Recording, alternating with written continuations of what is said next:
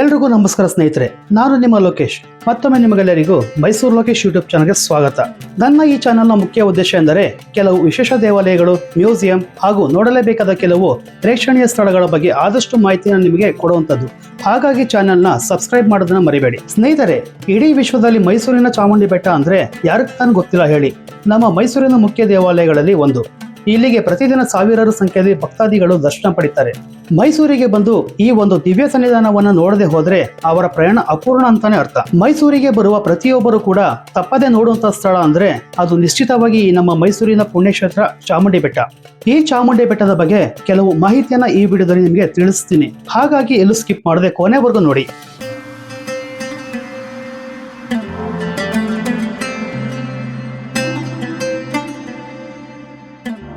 ಸ್ನೇಹಿತರೆ, ನಿಮಗೆ ಗೊತ್ತಿರೋ ಹಾಗೆ ಈ ಕ್ಷೇತ್ರಕ್ಕೆ ಧಾರ್ಮಿಕ, ಆಧ್ಯಾತ್ಮಿಕ, ಪೌರಾಣಿಕ ಹಾಗೂ ಚಾರಿತ್ರಿಕ ಮಹತ್ವಗಳು ಸಾಕಷ್ಟಿವೆ. ನಮ್ಮ ಮೈಸೂರಿನ ಮೆರುಗು ಹೆಚ್ಚಿಸುವ ಕ್ಷೇತ್ರಗಳಲ್ಲಿ ಚಾಮುಂಡಿ ಬೆಟ್ಟಕ್ಕೆ ಅಗ್ರಸ್ಥಾನವನ್ನು ಕೊಡಲೇಬೇಕು. ಮೈಸೂರಿನ ನಮ್ಮ ಅರಮನೆಯಿಂದ 13 ಕಿಲೋಮೀಟರ್ ದೂರದಲ್ಲಿರುವ ಈ ಚಾಮುಂಡಿ ಬೆಟ್ಟ ಮೈಸೂರಿನ ಆಗ್ನೇಯ ದಿಕ್ಕಿನ ಕಡೆಗೆ ಬರುತ್ತೆ. ಇದು ಸಮುದ್ರ ಮಟ್ಟಕ್ಕಿಂತ ಸುಮಾರು 3489 ಅಡಿ ಎತ್ತರದಲ್ಲಿದೆ. ದ್ರಾವಿಡ ಶೈಲಿಯಲ್ಲಿ ನಿರ್ಮಾಣಗೊಂಡಿರುವ ಬೆಟ್ಟದ ತುದಿಯಲ್ಲಿ ನೆಲೆಸಿರುವ ಶ್ರೀ ಚಾಮುಂಡೇಶ್ವರಿ ದೇವಸ್ಥಾನವು ನಮ್ಮ ಹಿಂದೂಗಳಿಗೆ ಪುಣ್ಯಕ್ಷೇತ್ರವಾದ ದೇವಾಲಯವಾಗಿದೆ. ಈ ದೇವಾಲಯಕ್ಕೆ ಚಾಮುಂಡೇಶ್ವರಿ ಅಥವಾ ಶಕ್ತಿಯ ಉಗ್ರ ರೂಪದ ಹೆಸರನ್ನು ಕರೆಯಲಾಗುತ್ತೆ. ಇದು ಮೈಸೂರಿನ ಮಹಾರಾಜರಿಂದ ಶತಮಾನಗಳಿಂದಲೂ ಗೌರವಾನ್ವಿತ ದೇವತೆಯಾಗಿ ಹೆಸರುವಾಸಿಯಾಗಿದೆ. 1827ರ ಮುಮ್ಮಡಿ ಕೃಷ್ಣರಾಜ ಒಡೆಯರ್ ಕಾಲದಲ್ಲಿ ಪುರಾತನ ದೇವಾಲಯವನ್ನ ಜೀರ್ಣೋದ್ಧಾರ ಮಾಡಿ ಮಹಾದ್ವಾರದ ಮೇಲೆ ದೊಡ್ಡ ಗೋಪುರವನ್ನ ಕಟ್ಟಿಸಿ ಸಿಂಹ ವಾಹನವನ್ನ ಕೊಡುಗೆಯಾಗಿ ನೀಡುತ್ತಾರೆ. ರಥೋತ್ಸವದ ಸಂದರ್ಭದಲ್ಲಿ ಈ ಸಿಂಹ ವಾಹನದಲ್ಲಿ ನಾಡದೇವತೆಯನ್ನ ಕೂರಿಸಿ ಮೆರವಣಿಗೆ ಮಾಡಲಾಗುತ್ತೆ. ಈ ದೇವಾಲಯಕ್ಕೆ ರಾಜ್ಯ, ಹೊರ ರಾಜ್ಯದ ಭಕ್ತರಲ್ಲದೆ ವಿದೇಶಿಯರು ಕೂಡ ಭೇಟಿ ನೀಡುತ್ತಾರೆ. ಚಾಮುಂಡೇಶ್ವರಿಯನ್ನು ಕರ್ನಾಟಕದ ಜನರು ನಾಡದೇವಿ ಎಂದು ಕೂಡ ಕರೀತಾರೆ. ಇದಕ್ಕೂ ಮುಂಚೆ ಈ ಬೆಟ್ಟಕ್ಕೆ ಮಹಾಬಲಾಚಲ ಅಥವಾ ಮಹಾಬಲ ಬೆಟ್ಟ ಅಂತಾನೆ ಹೆಸರಿತ್ತು. ಈ ಬೆಟ್ಟಕ್ಕೆ ಸರಿಯಾಗಿ 1008 ಮೆಟ್ಟಿಲುಗಳಿವೆ. ಮುಂದೆ ಸಿಗೋ ಸಣ್ಣ ಶಿವನ ದೇವಾಲಯ ಹಾಗೂ ಬೃಹತ್ ಆಕಾರದ ಏಕಶಿಲಾ ನಂದಿಯ ಸನ್ನಿಧಿ ಕೂಡ ಇದೆ. ಈ ನಂದಿಯು 15 ಅಡಿಗಿಂತ ಹೆಚ್ಚು ಎತ್ತರವಾಗಿದೆ. 24 ಅಡಿ ಉದ್ದ ಮತ್ತು ಅದರ ಕುತ್ತಿಗೆ ಸುತ್ತಲೂ ಸೊಗಸಾದ ಗಂಟೆಗಳಿಂದ ಕೆತ್ತನೆಗಳಿಂದ ಮಾಡಲಾಗಿದೆ. ನಮ್ಮ ಹಿಂದೂ ಪುರಾಣಗಳಲ್ಲಿ ಸಿಕ್ಕ ಕೆಲ ಮೈಸೂರಿನ ಹಳೆಯ ಶಾಸನಗಳಲ್ಲಿ ಈ ಬೆಟ್ಟಕ್ಕೆ ಇಲ್ಲಿಂದ ಸುಮಾರು 1000 ವರ್ಷಗಳ ಹಿಂದೆ ಇದೇ ಹೆಸರಿತ್ತು ಅಂತ ಉಲ್ಲೇಖನಗಳು ಸಿಗುತ್ತವೆ. ಮೊದಲು ಮೈಸೂರಿನ ಹೆಸರು ಮೈಸೂರು ಅಂತ ಇತ್ತು. ಮುಂದೆ ಕಾಲಕ್ರಮೇಣ ಬ್ರಿಟಿಷರ ಆಳ್ವಿಕೆಯಲ್ಲಿ ಇದನ್ನ ಮೈಸೂರು ಎಂದು ಕರೆಯಲಾಗುತ್ತಿತ್ತು. ನಿಮಗೆಲ್ಲ ಗೊತ್ತಿರೋ ಹಾಗೆ ಶಕ್ತಿ ಸ್ವರೂಪಿಯಾದಂತಹ ಚಾಮುಂಡೇಶ್ವರಿ ದೇವಿಯು ಮಹಾ ಅಸುರನಾಗಿದ್ದ ಮಹಿಷಾಸುರನನ್ನ ವಧಿಸಿ ಇಲ್ಲಿ ನೆಲೆಯಾದ ಮೇಲೆಯೇ ಈ ಒಂದು ಸ್ಥಳಕ್ಕೆ ಚಾಮುಂಡಿ ಬೆಟ್ಟ ಅಂತ ಹೆಸರು ಬಂದಿದ್ದು. ಅದಕ್ಕೂ ಮುನ್ನ ಮಹಿಷಾಸುರನೇ ಈ ಬೆಟ್ಟವನ್ನ ಹಾಗೂ ಇಡೀ ಮೈಸೂರನ್ನೇ ಆಳ್ತಾ ಇದ್ದ. ಅವನ ಹೆಸರಿನಿಂದಲೇ ಮೈಸೂರು ಅನ್ನೋ ಹೆಸರು ಬಂದಿದೆ. ಹಾಗೆ ಮಹಾಬಲಾಚಲ ಬೆಟ್ಟ ಅವನದೇ ಹೆಸರಲ್ಲಿ ಅಂದ್ರೆ ಮಹಿಷಾಸುರನ ಹೆಸರಲ್ಲಿ ಇತ್ತು ಅಂತ ಹೇಳಲಾಗುತ್ತೆ.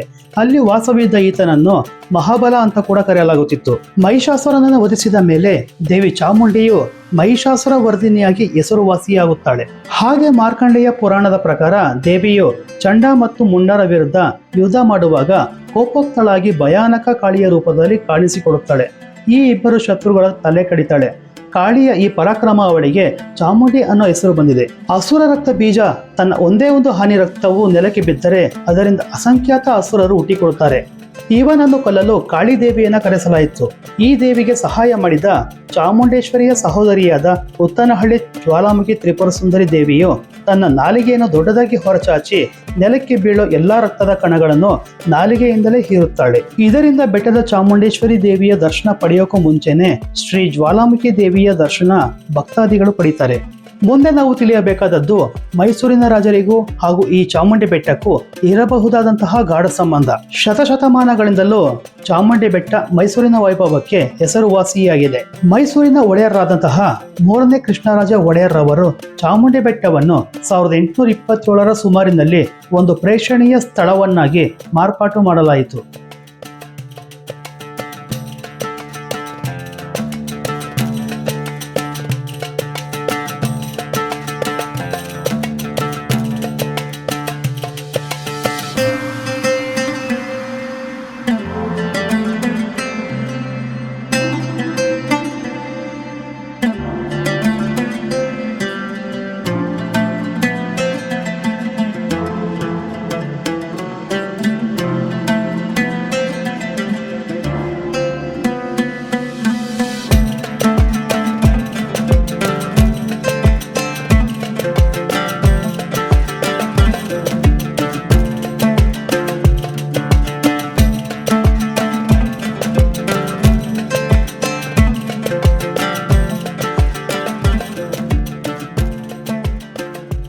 ಚಾಮುಂಡಿಯ ಸನ್ನಿಧಿಯ ಪಕ್ಕದಲ್ಲೇ ಮಹಾಬಲೇಶ್ವರ ದೇವಾಲಯ ಕೂಡ ಇದೆ.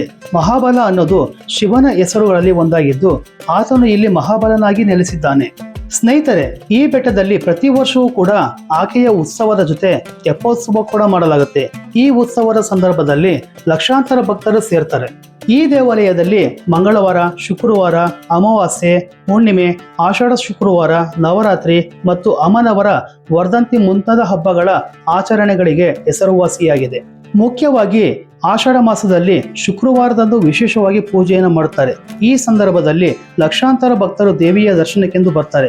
ಈ ತಿಂಗಳಲ್ಲಿ ಆಚರಿಸಲಾಗುವ ಮತ್ತೊಂದು ಹಬ್ಬ ಚಾಮುಂಡಿ ಜಯಂತಿ. ಮೈಸೂರಿನ ಮಹಾರಾಜರು ದೇವಿಯ ಉತ್ಸವ ಮೂರ್ತಿಯನ್ನು ಪ್ರತಿಷ್ಠಾಪಿಸಿದ ದಿನವನ್ನು ಚಾಮುಂಡಿ ಜಯಂತಿ ಎಂದು ಆಚರಿಸಲಾಗುತ್ತದೆ. ಈ ಸಂದರ್ಭದಲ್ಲಿ ದೇವಿಯ ಮೂರ್ತಿಯನ್ನು ಚಿನ್ನದ ಪಲ್ಲಕ್ಕಿಯಲ್ಲಿಟ್ಟು ದೇವಸ್ಥಾನದ ಸುತ್ತಲೂ ಕೊಂಡೊಯ್ಯಲಾಗುತ್ತದೆ.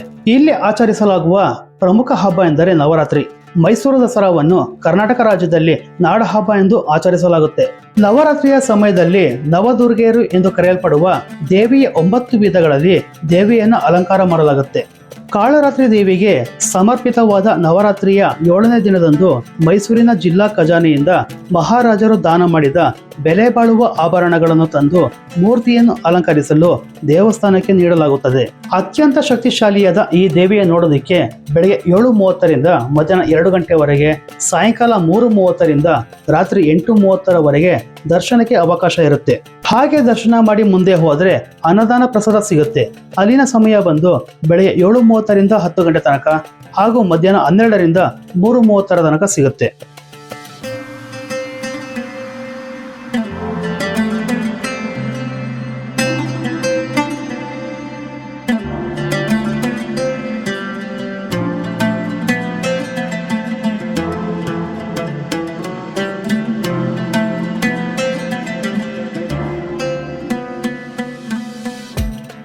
ಅದಾದ್ಮೇಲೆ ನಾವು ನೋಡಬೇಕಾದ್ದು ಮಹಿಷಾಸುರನ ಸ್ತಬ್ಧ ಚಿತ್ರ. ಅದರ ಪಕ್ಕದಲ್ಲೇ ಒಂದು ಮ್ಯೂಸಿಯಂ ಕೂಡ ಇದೆ. ಅಲ್ಲಿ ಓಂ ಶಾಂತಿ ಆಧ್ಯಾತ್ಮಿಕ ಚಿಂತನೆಗಳ ಚಿತ್ರ ಪ್ರದರ್ಶನ ಕೂಡ ಇದೆ.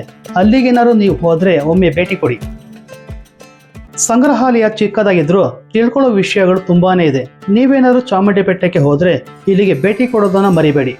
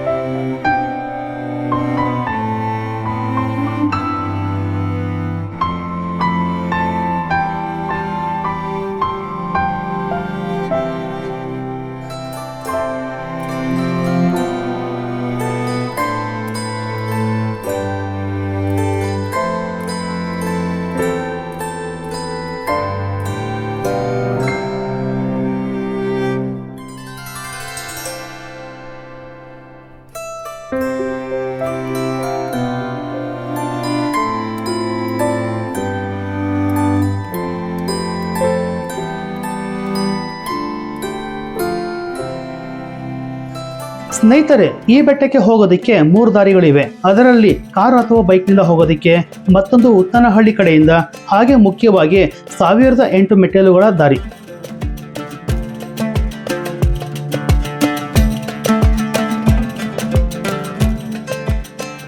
ಸ್ನೇಹಿತರೆ, ನನ್ನ ಇವತ್ತಿನ ವಿಡಿಯೋ ನಿಮಗೆ ಇಷ್ಟವಾಗಿದ್ದರೆ ಲೈಕ್ ಕೊಟ್ಟು ನಿಮ್ಮ ಅಭಿಪ್ರಾಯನ ಕಮೆಂಟ್ ಮಾಡಿ ತಿಳಿಸಿ. ಹಾಗೆ ನಿಮ್ಮ ಕುಟುಂಬದವರಿಗೆ ಶೇರ್ ಮಾಡಿ, ಸಬ್ಸ್ಕ್ರೈಬ್ ಮಾಡೋದನ್ನ ಮರಿಬೇಡಿ ಅಂತ ಹೇಳ್ತಾ ನನ್ನ ಮುಂದಿನ ವಿಡಿಯೋದಲ್ಲಿ ಮತ್ತೆ ಸಿಗ್ತೀನಿ. ಅಲ್ಲಿಯವರೆಗೂ ನಿಮ್ಮ ಪ್ರೀತಿಯ ಮೈಸೂರು ಲೋಕೇಶ್.